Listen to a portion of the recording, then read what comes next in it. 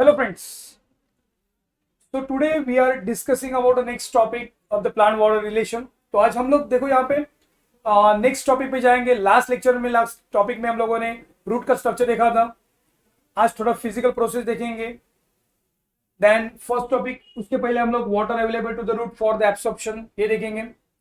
So now there are different 4 types of water available to the plant. तो यहाँ पे देखो what is a rhizosphere. पहले point पे आ जाता हूं मैं rhizosphere. So what is mean by rhizosphere? Rhizosphere.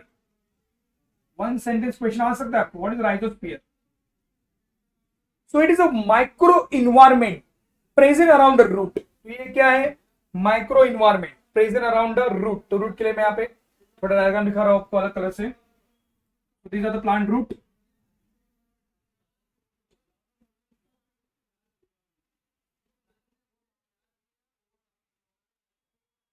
So now the micro environment present around the plant root. तो यहाँ पे जो दिख रहा है आपको रेड कलर से भी दिखता है यहाँ पे. These are the micro environment जो किसके अगल में प्रेजेंट है. They are present around the plant root. किसके बाजू में प्रेजेंट है? Plant root. Plant root absorb water from this micro environment. Okay, means जो water absorb कर लेता है plant root वो सराउंडिंग से करता है सॉइल से. And it forms a micro environment. These are called as a rhizosphere. हम लोग उसको क्या बोलेंगे? Rhizosphere. समझ में? What is meant by rhizosphere? Around the root in the soil, the micro environment is developed, and from this micro environment, plant root absorb the water. These are called as a rhizosphere. So now there are 4 different types of water available to the plant for the absorption. तो मैंने कितने type के बोले? 4 types. 4 different types के plant sources है जो किसके लिए अवेलेबल है? प्लांट रूट के लिए टू एब्सॉर्ब वाटर. सो हम लोग कौन कौन से सोर्सेस है फर्स्ट देखते हैं. तो यहाँ पे मैं एक थोड़ा सा कट कर देता हूँ. ये रूट राइजोस्फीयर समझ में आया होगा आपको दोस्तों. यहाँ पे ध्यान दो, ये बहुत इजी टॉपिक है कंपैरेटिवली. तो यहाँ पे देखो there are 4 different sources available to the plant. तो पहला हम लोग जाएंगे हैग्रोस्कोपिक वाटर. तो पहला सोर्सेस कौन सा है? हैग्रोस्कोपिक water.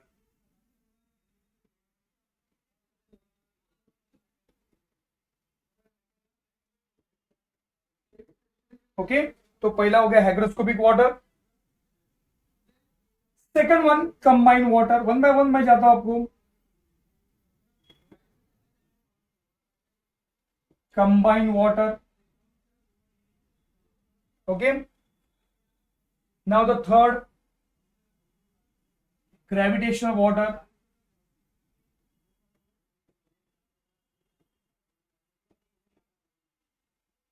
So these are the main 4 sources.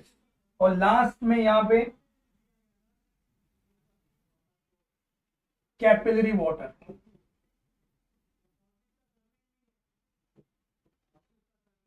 So among these 4 sources, which water is available to the plant for the absorption?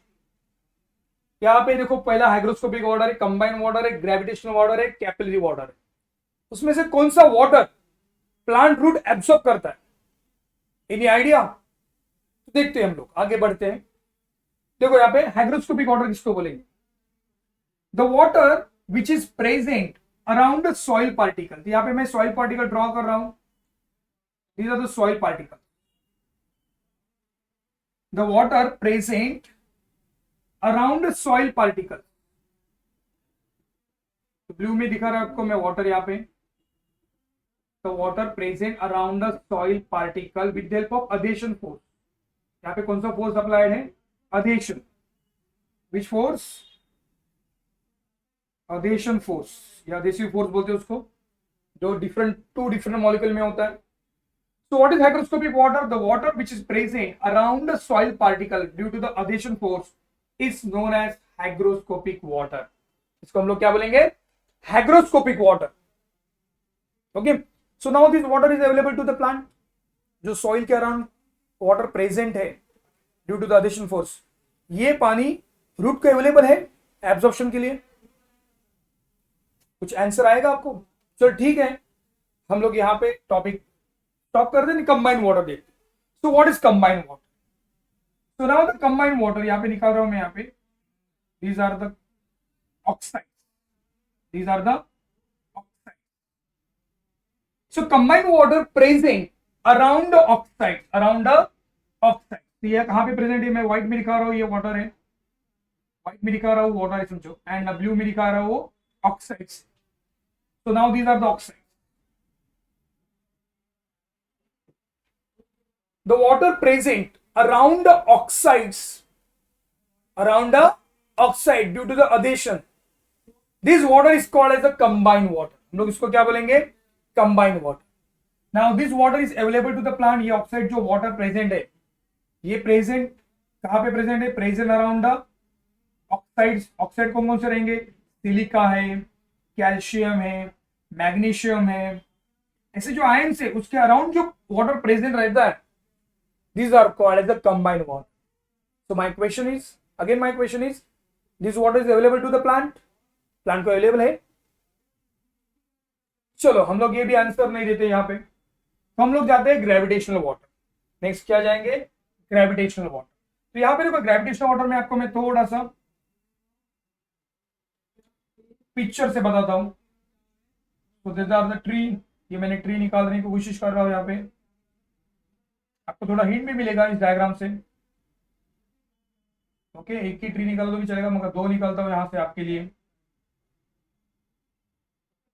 Okay, यहाँ पे सॉइल दिखाता हूं मैं थोड़े से कलर लेके. ओके, तो मुझे क्लाउड दिखाने हैं, तो क्लाउड्स में ब्लू कलर से क्लाउड दिखाने की कोशिश करूंगा. Sky blue. चलो ये थी ज्यादा क्लाउड्स. बारिश का सीजन है, बारिश हो गया,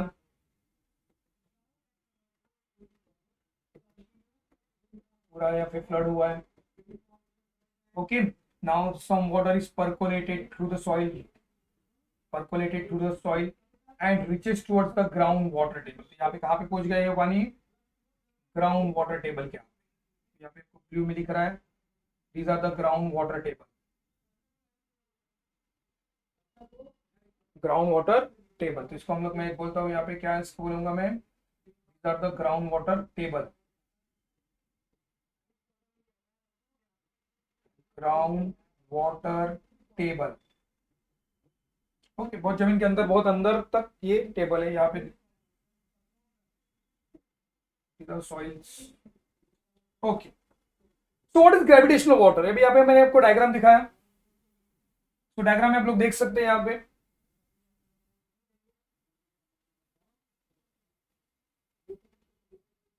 So now the gravitational water, the water which is percolated, मैंने क्या बोला? Which is percolated through the soil and reaches towards the ground water table. कहां पे पहुंच रहा है ये? Ground water table. This water is called as a gravitational water. इसको हम लोग क्या बोलेंगे? Gravitational water. देखो यहाँ पे बारिश हुई है, बारिश से पानी कहां पे आया? Soil horizon पे आया, and it is percolated through the soil particle and reaches towards the, कहां पे पहुंच गया? Ground water table. And this water is called as a gravitational water. So my question is, this water is available to the plant? ये water available है? देखो यहाँ पे मैं थोड़ा सा डायग्राम को और मॉडिफाई करता हूँ, आपको हिंट भी मिलेगा. यहाँ पे मैं रूट थोड़ा ग्रीन से दिखा रहा हूँ.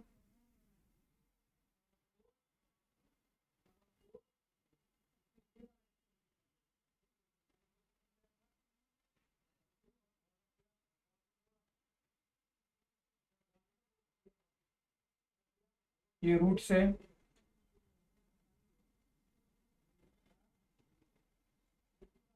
so my question is, this water is available to the plant?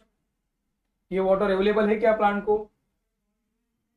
Okay, what is gravitational water? Once again I repeat, the water percolated through the soil particle and reaches towards the ground water table. कहां पे पहुंच रहा है ये पानी? Ground water table की तरफ. कहां पे पहुंच रहा है? Ground water table. So this water is called the gravitational water. Okay, among these three कोई आंसर आपको आता होगा? कौन सा वाटर अवेलेबल है इजीली प्लांट को एब्जॉर्ब करने के लिए? चलो हम लोग फोर्थ भी देखते हैं, बाद में उस आंसर पे जाएंगे. Now next one is the capillary water. Next one is the capillary water. So what is capillary water? So in between the soil particles, in between the soil particles, ये soil particles है,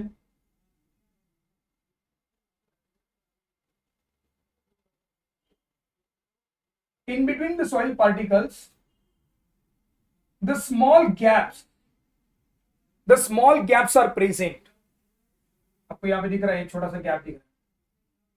small gaps are present, यहाँ पे हो रहा है gap.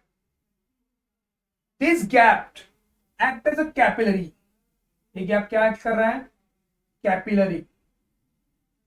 And it fill with the water, it fill with the water. यहाँ पे पानी से भर गया है.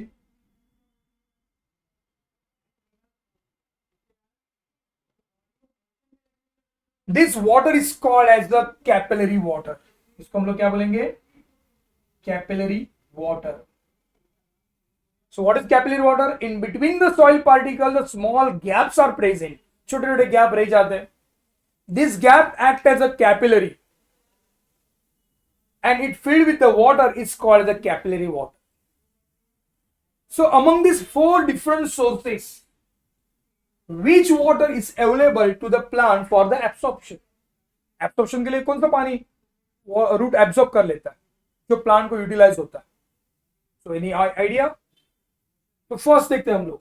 इधर हाइग्रोस्कोपिक वाटर अवेलेबल है जो सॉइल के पार्टिकल के अराउंड प्रेजेंट है.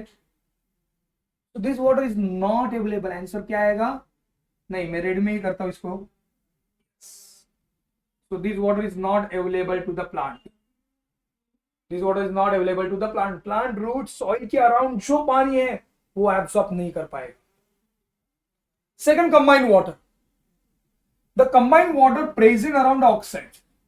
So this water is also not available to the plant. ये भी water roots जो plant के roots है वो water absorb नहीं कर पाएंगे. अभी रह गया ग्रेविटेशन और कैपिलरी. तो ग्रेविटेशनल वाटर मैंने क्या बोला? जो वाटर परकोलेटेड हुआ सॉइल से reaches towards the ground water table, these are called as the gravitational water. So this water is available to the plant. और मैंने आपको जानबूझ के डायग्राम दी थी. अवेलेबल है? नहीं. देखो यहाँ पे ये जो उसके रूट्स है, रूट्स कहाँ पे है? ऊपर ही है. जो आपको मैं रेड से दिखा रहा हूँ, देखो रूट्स कहाँ पे है? ऊपर ही है. They cannot reach toward the ground water table. Possible ही नहीं है जड़ इतने अंदर तक जाए और ग्राउंड वाटर को एब्सॉर्ब करे. ऐसा पॉसिबल ही नहीं है. रूट टू जड़ ऊपर ही रहती है और ग्राउंड वाटर टेबल तो 60, 40 फीट 100 फीट तक नीचे रहता है. सो this water is not available. ये वो वाटर अवेलेबल नहीं है बिकॉज वहां पे रूट्स, जड़े जो रूट्स है वो जा ही नहीं पाएंगे. Next one is a capillary water. Now this capillary water is available to the plant. तो यहाँ पे मैं इसको ग्रीन टिक कर देता हूँ. So it is available to the plant. ये वाटर क्या है? Available. क्यों? So because the capillary water are easily available to the roots. So these are the four different sources of water which is available to the plant. Among these four, only capillary water absorb by the plant root. Okay, ये topic हो गया आपका water available to the root for the absorption. Okay, तो हम लोग अभी next topic जाते हैं. Physical process involve in absorption of water. अभी कौन कौन से फिजिकल प्रोसेस है मैं कट कर देता हूं.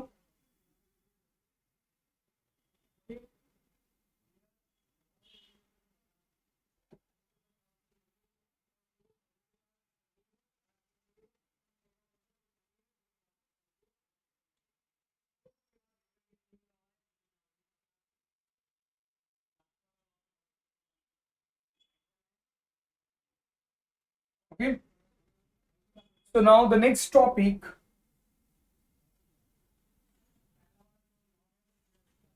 is a physical process involved in absorption of water. Next topic देखते हैं हम लोग. Physical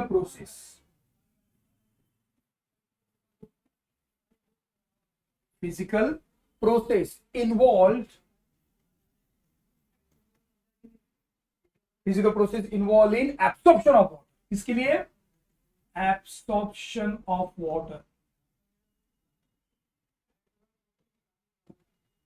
So physical process involved in absorption of water. So there are main three physical process. कितने तीन physical process है? तीन है. तो पहला है imbibition.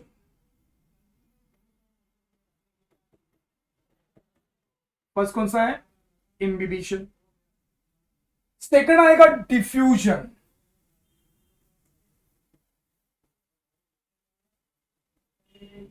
नेक्स्ट कौन सा आएगा?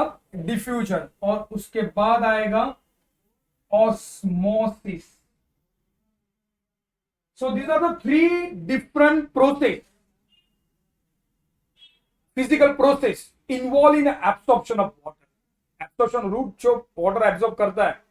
तो ये तीन physical process involve in absorption of water. तो हम लोग फर्स्ट जाते हैं imbibition. So what is imbibition? Imbibition आप लोगों ने देखा है, हाइड्रोफिलिक कंपाउंड. बारिश के टाइम अपने जो डोर है वो बंद नहीं होते. क्यों नहीं होते? स्वेलिंग होता है. क्या होता है इम्बिबिशन में? क्या होता है? स्वेलिंग. और स्वेलिंग किसकी वजह से होता है? इम्बिबिशन की वजह से. तो ये इम्बिबिशन, ये फिजिकल प्रोसेस है जो स्वेलिंग करती है. उसकी डेफिनेशन कैसे आएगी? The absorption of water. The absorption of water.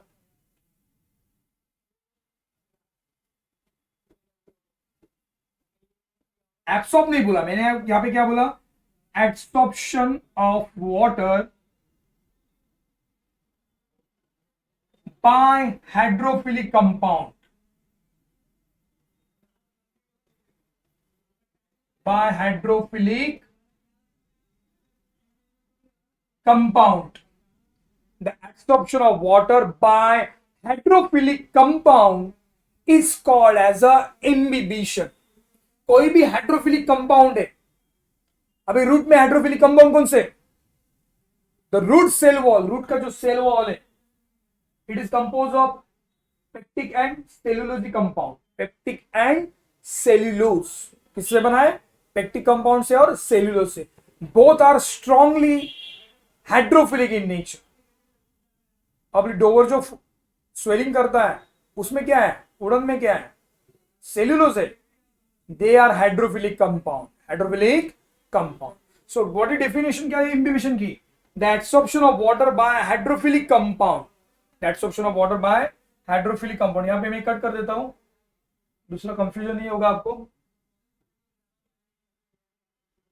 One by one process पे जाते हैं हम लोग. Okay, so what is imbibition? The absorption of water by hydrophilic compound is called as a imbibition. इसको हम लोग क्या बोलेंगे? Imbibition. In this process, अभी ये जो प्रोसेस है, in this process, water molecule tightly adsorb. Water molecule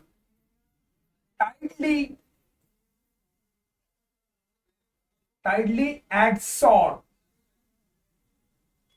Water molecule is tightly adsorbed on the surface of compound. On the surface of compound.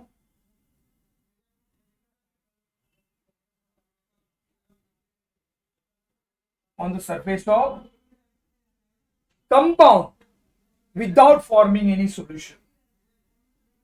Without forming any solution.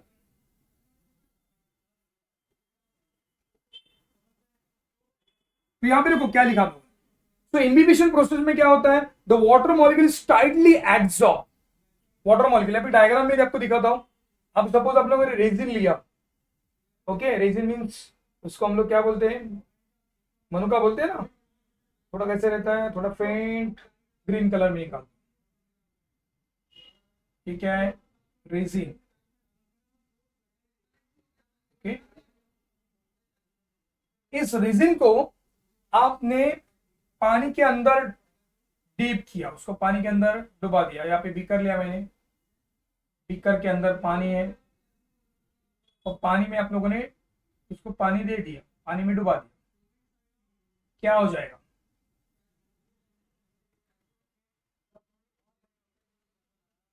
क्या होगा? वापस जाते हैं, देखो हम लोग सिंपल डायग्राम से बताता हूं आपको मैं। ये जो रेजिन है इसको मैंने पानी के अंदर डाला, यहाँ पे पानी है, पानी में डुबा दिया। कुछ समय के बाद ये रेजिन क्या होगी, उसकी साइज बढ़ेगी या छोटी होगी? ये साइज क्या होगी, उसकी बड़ी होगी। साइज साइज क्या होगी, बड़ी हो जाएगी। इतना नहीं बड़ा होगा, मैं आपको एग्जांपल बता रहा हूँ। तो बोलेंगे यार सर इतना बड़ा कैसे हो, इतना बड़ा नहीं हो। तो यहां पे ये क्या हुआ, स्वेलिंग हुआ है। क्या हुआ है, स्वेलिंग। तो water molecule is tightly absorb. Water molecule क्या हुए, ये जो वाटर मॉलिक्यूल है they are tightly absorb, tightly absorb on the surface of the compound. ये जो सरफेस ऑफ कंपाउंड आपको नहीं दिख रहा है, बंद कर। So water molecule is tightly absorb, water molecule is tightly absorb. कहां पे हुआ, tightly absorb on the surface compound, ये जो सरफेस है रेजिन का उसके ऊपर, विदाउट फॉर्मिंग एनी सॉल्यूशन। तो बाहर का जो सॉल्यूशन है वो मीठा नहीं होता, एज इट इज ही रहेगा। आप लोगों ने रेजिन डाल दिए, किशमिश बोलते हैं उसका, मनुका बोलते हैं, ड्राई फ्रूट्स में आता है ना ग्रेप्स, वो उसको ही सेम नाम है। ये हम लोगों ने डाल दिए पानी में, या कुछ सीड्स डाल दिया पानी में, तो सीड का स्वेलिंग होगा। सीड का क्या होगा, स्वेलिंग, क्योंकि water tightly absorb on the surface of the compound without forming any solution. वो पानी मीठा नहीं हो जाए, पानी एज इट इज रहेगा विद, क्योंकि अंदर का सॉल्यूशन बाहर नहीं जाता है। मगर वाटर क्या हुआ, tightly absorb, tightly absorb. So now root hair, जो रूट हेयर जो है प्लांट के, so they are composed of two hydrophilic compounds, cellulose and pectin, pectic compound, and both are strongly hydrophilic in nature. So because of the hydrophilic in nature, so they are undergoes imbibition. Okay, तो ये वो आपका imbibition का पहला physical process. Okay, next चाहते हैं हम लोग imbibition के बाद डिफ्यूजन। सेकंड फिजिकल प्रोसेस हम लोग देखते हैं diffusion.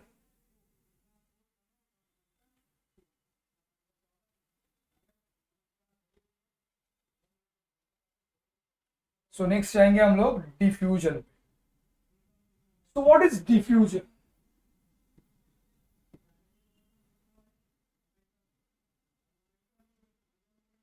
Diffusion, the movement of ion, atom और मॉलिक्यूल ऑफ सॉलिड, लिक्विड और गैसेस। देखो डेफिनेशन पहले लिखता हूं, बाद में एक्सप्लेन कर दो। यहां पे किसकी मूवमेंट हो रही है, the movement of iron, the movement of ion, atom or molecule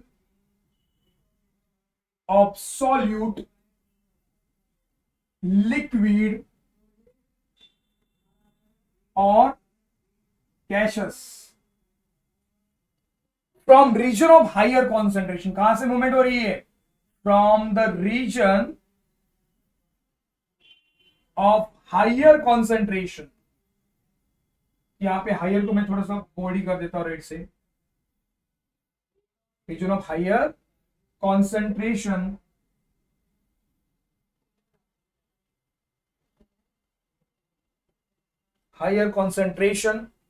to the region of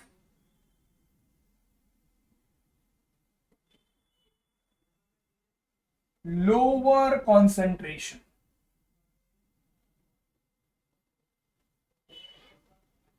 तो यहां पे जो मूवमेंट हो रही है वो मूवमेंट कैसे हो रही है, higher to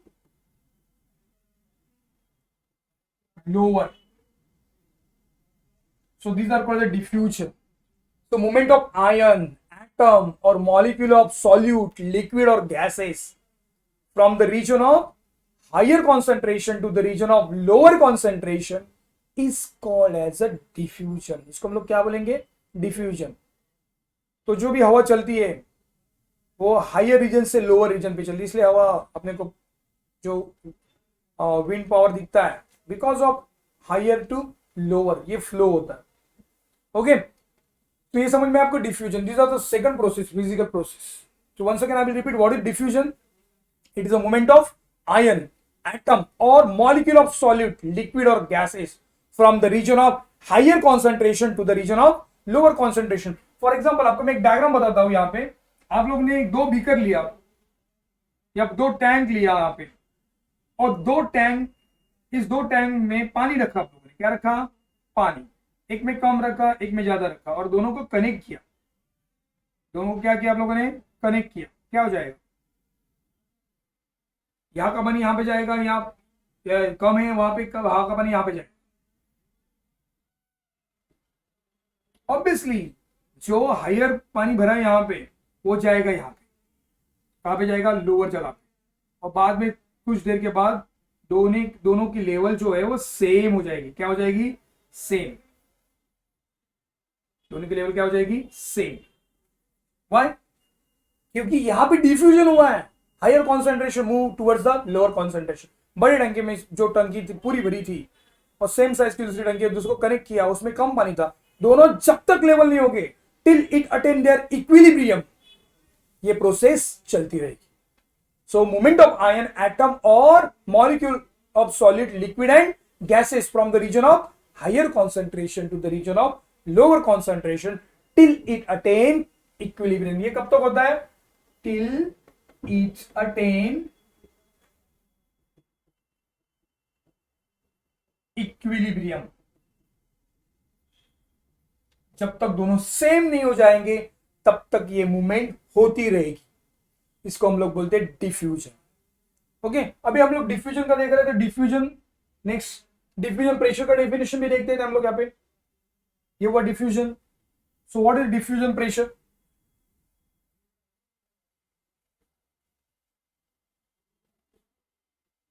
What is diffusion pressure?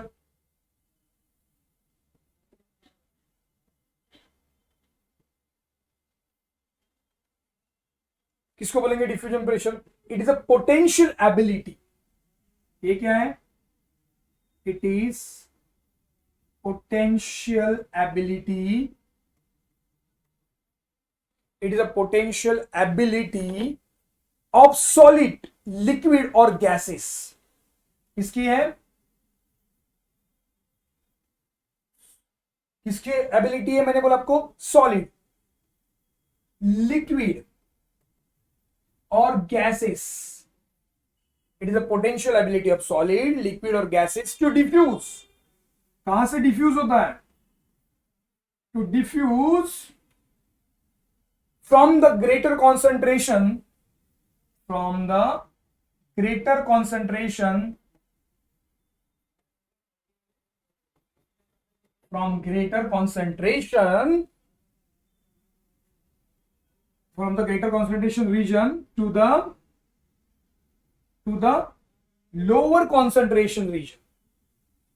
Lower concentration region is called as a diffusion pressure. So what is diffusion pressure? It is a potential ability of solid, किसी भी solid की, liquid की और gases की potential ability है. So it diffuse from the greater concentration to the lower concentration. So greater concentration to the, कहां पे ये diffuse होता है? Lower concentration is called as a diffusion pressure. So diffusion pressure of pure water. Pure water का diffusion pressure कैसे लिखा? DP लिखता हूं यहाँ पे मैं. Diffusion pressure of pure water. Pure water जिसमें कुछ भी minerals नहीं है तो उसका diffusion pressure of pure solvent का कैसे रहेगा? Pure water या pure solvent. वाटर यहाँ पे मैं solvent लिखता हूं. Is always more. Always more. कितना है तो? कभी भी diffusion pressure जो है प्योर सॉल्वेंट का वो ज्यादा ही रहेगा. It is always more. इसलिए वाटर एब्सॉर्ब होता है. क्या होता है? Water absorb. So diffusion pressure, ये जो डिफ्यूजन प्रेशर है is directly proportional to the number of diffuse particle. इससे डायरेक्टली प्रोपोर्शनल है टू द नंबर ऑफ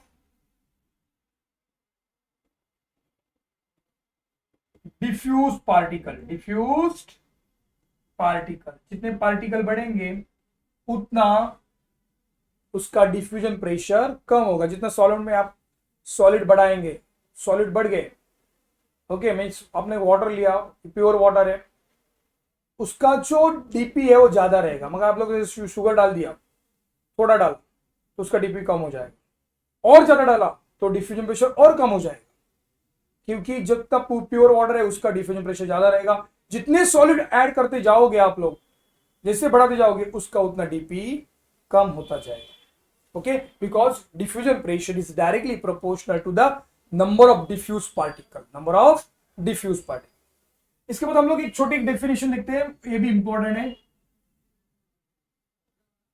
जो मैं आपको व्हाइट कलर से दिखाता हूं। डीपीडी, डिफ्यूजन प्रेशर डिफिसिट, इसको क्या बोलते हैं? Diffusion pressure deficit, diffusion pressure deficit. तो व्हाट इज डीपीडी? अभी देखो यहां पे डीपीडी का एकदम सिंपल है, the difference between diffusion pressure of pure solvent. किसका difference? The difference between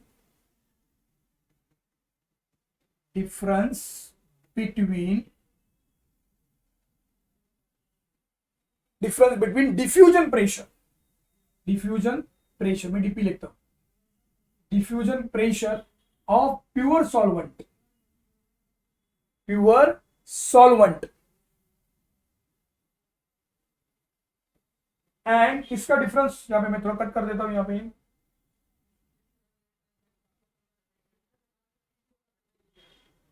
so what is DPD?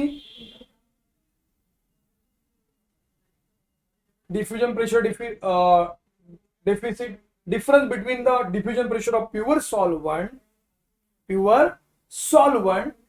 and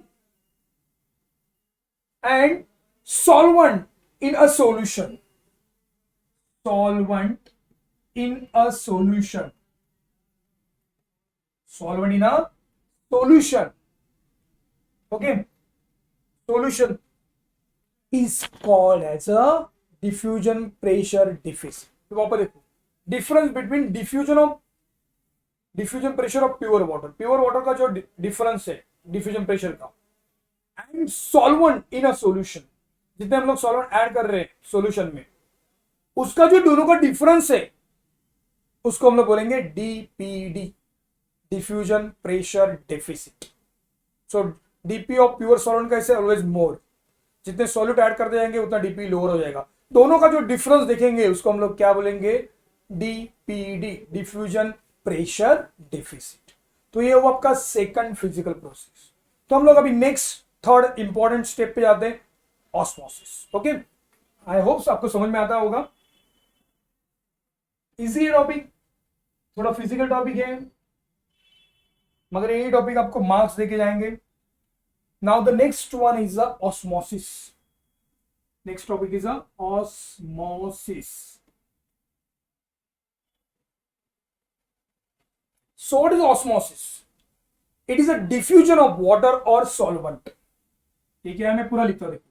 It is a diffusion of water and solvent. It is a diffusion of water and solvent from solution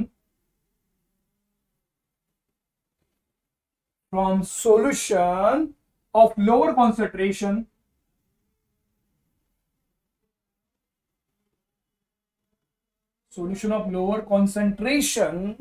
to the solution of higher concentration, to the solution of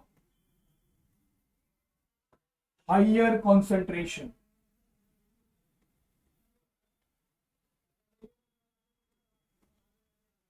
higher concentration through semi permeable membrane.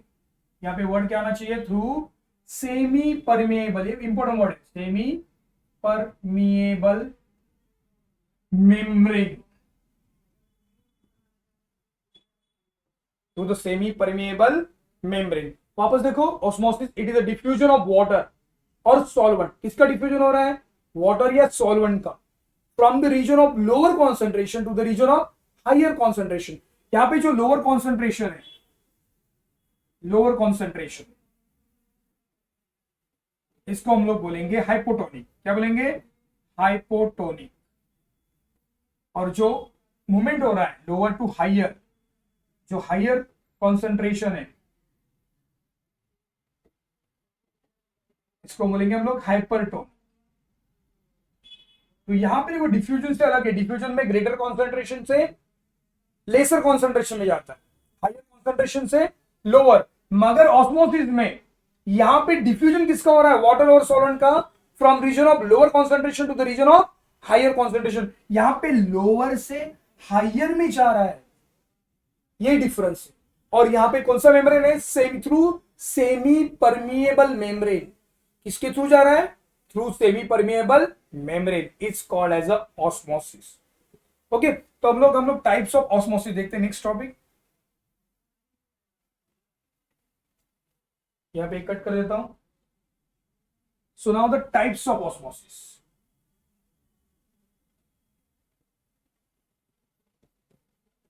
Types of osmosis.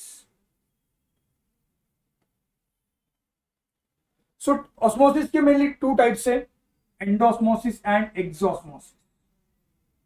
कौन से type है, मैं cut कर देता हूं, ऊपर वाला जरूरत नहीं है अपने को, चलिए कट ही कर देता हूं।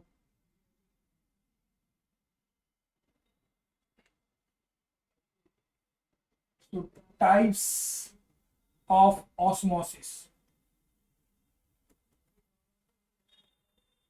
तो ऑस्मोसिस के दो टाइप्स है, endosmosis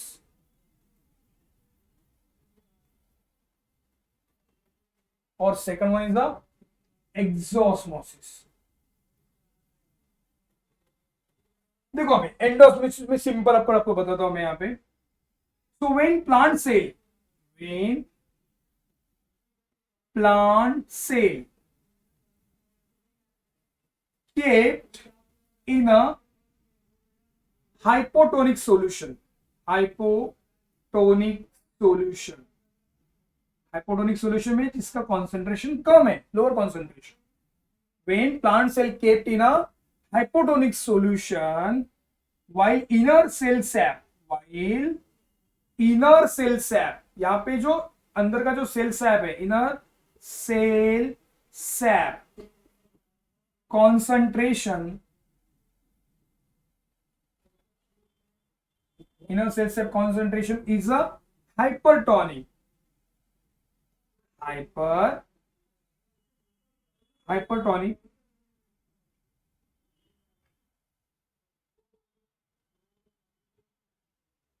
hypertonic, then outer solution move inside। कहां पे मूव हो रहा है, इनसाइड, क्योंकि आउटर सॉल्यूशन कैसा है, lower concentration, inner cell sap का कॉन्सेंट्रेशन हाइयर है। As a result, as a result cell become turgid, cell cytoplasm become cell cytoplasm become turgid। क्या बन रहा है, turgid, it's called as a endosmosis. तो simple diagram से आपको बताता हूं, देखो यहाँ पे, तो ये प्लांट सेल है, ओके, ये प्लांट सेल में यहाँ पे ड्रॉ किया एंडोसिस में दिखाने के लिए, ये डायग्राम निकालना हो एग्जाम में अच्छा है। तो आउटर सॉल्यूशन में आपको यहाँ पे ब्लू में लिखा, the outer solution is a less concentrate. आपको अपने सेल कहां पे केप्ट किया, हाइपोटोनिक सॉल्यूशन, तो यहाँ का कॉन्सेंट्रेशन कैसा है, हाइपोटोनिक, कैसा है, हाइपोटोनिक, लोअर कॉन्सेंट्रेशन।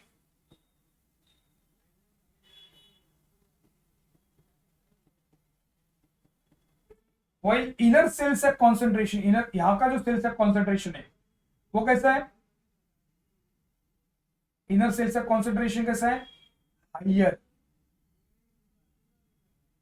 ये कैसा है, हाइयर। तो क्या होगा, आउटर सॉल्यूशन कहां पे मूव होगा, इनसाइड द सेल, क्योंकि बाहर का हाइपो है, अंदर का हाइपर है, ये क्या है, hyper,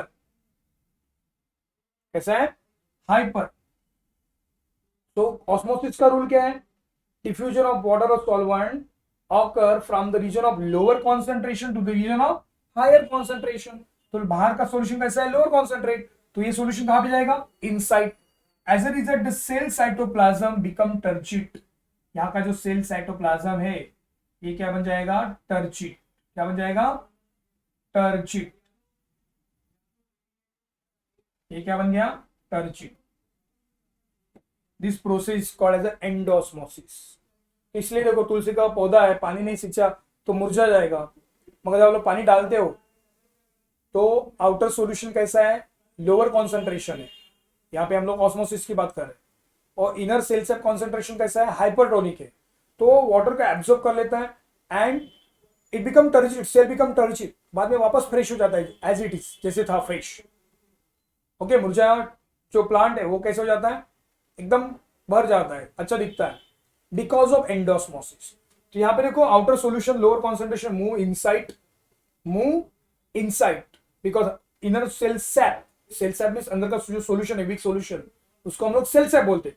inner cell sap concentration is a hypotonic, outer is a hypo, hypo कहां पे जाएगा, inside, through semi permeable membrane, यहाँ पे प्लाज्मा मेम्ब्रेन है सेल वॉल में, through the semi-permeable membrane it enter into the cell cytoplasm and the cell cytoplasm become turgid.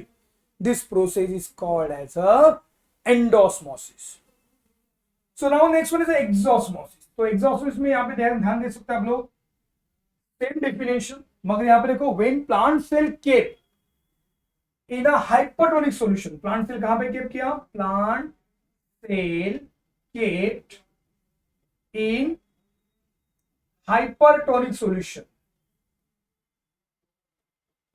hypertonic solution, okay, while inner cell sap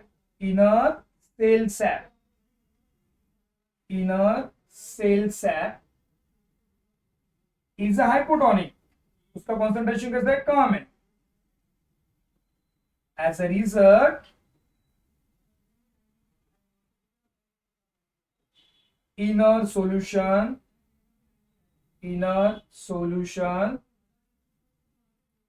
move outside, कहां पे जाता है, move outside through semi permeable membrane and cell cytoplasm become flaccid, क्या बन जाता है, flaccid। तो अभी यहाँ पे इसी डायग्राम में आपको दिखाता हूं,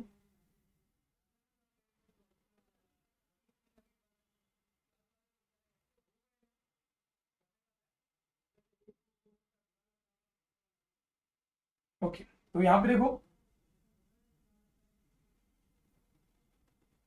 आउटर सॉल्यूशन है वो कैसा है, हाइपरटोनिक, कैसा है, हाइपर, मच मोर कॉन्सेंट्रेट, समझो सॉल्टी है, बहुत सॉल्टी है बाहर का सॉल्यूशन, और सॉल्टी मींस हाइपरटोनिक है, हायर कॉन्सेंट्रेट, और इनर सेल सेट का जो कॉन्सेंट्रेशन है वो कैसा है, हाइपोटोनिक, वो कैसा है, हाइपोटोनिक, यहाँ पे कैसा है, हाइपो, कम लोअर कॉन्सेंट्रेशन है, हाइपोटोनिक है, लोअर कॉन्सेंट्रेशन। तो बाहर का सॉल्यूशन कहां पे जाएगा, इनसाइड, और अंदर का जो सेल साइटोप्लाज्म है इट बिकम फ्लैसिड, कैसे बन जाएगा, फ्लैसिड, फ्लैसिड मींस, वापस देखो बाहर का सॉल्यूशन हाइपरटोनिक है, outer solution is hypertonic, inner solution is hypotonic. As a result क्या करेगा, यहाँ पे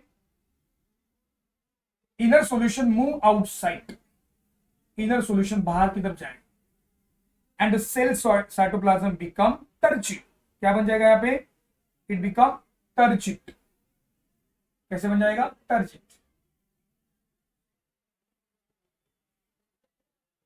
sorry it is not turgid, it is a flaccid, flaccid. वापस देखो outer solution is hypotonic, inner solution is a hypotonic, lower concentration है, as a result inner solution move outside and the cell cytoplasm become flaccid. This process is called as the exosmosis. And now in exosmosis it is a reversible, ये reversible होता है, but in other type of exosmosis उसको बोलते हैं plasmolysis. Plasmolysis. Plasmolysis is a type of exosmosis, but outer solution is much more hypertonic. कैसा है? Much more hypertonic. Much more hypertonic. As a result, inner solution move outside and inner cytoplasm is a shrink. कैसे हो जाएगा? Shrink. Shrink and damage. Flaccid होगा मगर यहाँ पे shrink हो रहा है. क्या हो रहा है? फ्लैसिड की जगह पे shrink and damage. Shrink and permanently damage. These are called as plasmolysis. तो plasmolysis is a type of exosmosis, but outer solution is much more hypertonic. Much more hypertonic. इसलिए इनर का जो सॉल्यूशन है hypotonic वो move outside करता है और जो सेल साइटोप्लाज्म है permanently shrink and damage. Permanently यहाँ पे रिवर्सिबल चांसेस नहीं है. Is called as a plasmolysis. तो मेन टाइप है दो, एंडो और एक्सो. एक्सो में हम लोग प्लाज्मोलाइसिस देखा. ओके, तो ये हुआ आपका physical process involve in absorption of water. Okay, तो कुछ थोड़ा सा फिजिकल टॉपिक था, मैंने कोशिश की मेरी तरफ से अच्छे करने की. ओके, तो स्टडी करो. Bye, take care.